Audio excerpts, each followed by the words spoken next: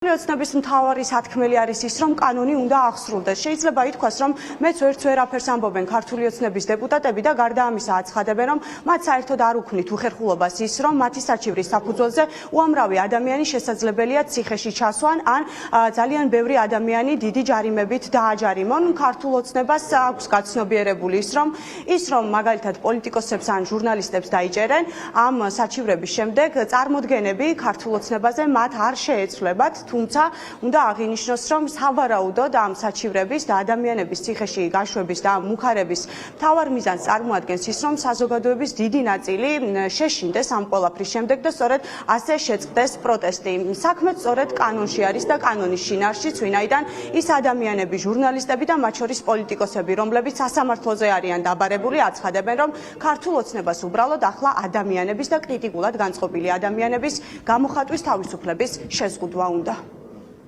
ბოლშევიკს რო დაწერს ან ქვეყნის მტერს რომ დაწერს ვინმე Facebook-ზე, თუ ფიქრობს, რომ თქვენ ხართ ქვეყნის მტერი, ეს არ არის გამოხატვის თავისუფლება?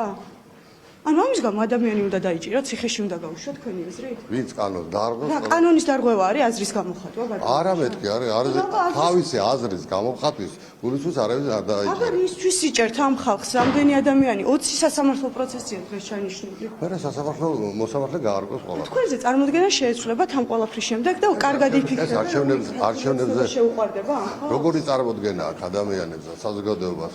ამა თუ ის ადამიანზე, პიროვნებაზე, პარტიაზე ეს ირკვევა არჩევნების პერიოდში. Facebook-საც ხო არ აკრძალავდით ქართული ოცნება ისე და სოციალურ ქსელებსაც? არა იგზავნა. არა. ხალხის დაშინების სურვილი. არავითარი დაშინებას ქვეყანაში არსებობს კანონი და კანონის დემოკრატიულ ქვეყანაში იმოქმედებს კანონი შესაბამისად მიხედვით. უნდა კანონი ის რაც მიიღო საქართველოს აზრის გამოხატვა იკრძალება ქვეყანაში. არა, შეურაცხყოფის გამო. პრეზიდენტიც კი იგინებოდა ამ ერთი წუთით, რომელი პრეზიდენტი იგინებოდა? ერთი წუთით კანონის მიღების შემდეგ არის საუბარი, ხო? დიახ. კანონის მიღების შემდეგ. კანონის მიღებამდე, ანუ დიტო სამხარაძე პარლამენტში აღარ შეიგინება? ალბათ თუ შეიგინება დიტო იქნება თუ რიმა მერაძე მოეთხოვება პასუხი. ვისაც არ მოსწონხართ? ვინც თქვენთვის პრობლემას წარმოადგენს, ყველას ციხეში გაუშვებთ, ყველას დაიჭერთ?